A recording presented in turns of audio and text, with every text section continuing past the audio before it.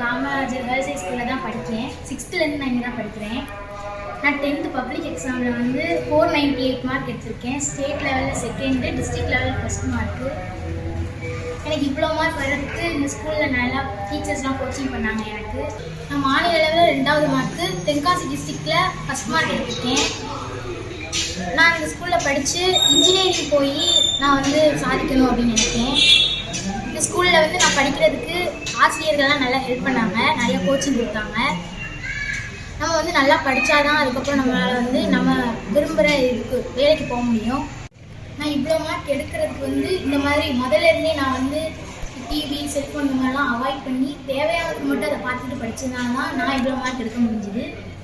இந்த மாதிரி நீங்கள் படித்தீங்கன்னா தான் பெண்கள்லாம் நிறையா மார்க் எடுக்கணும்.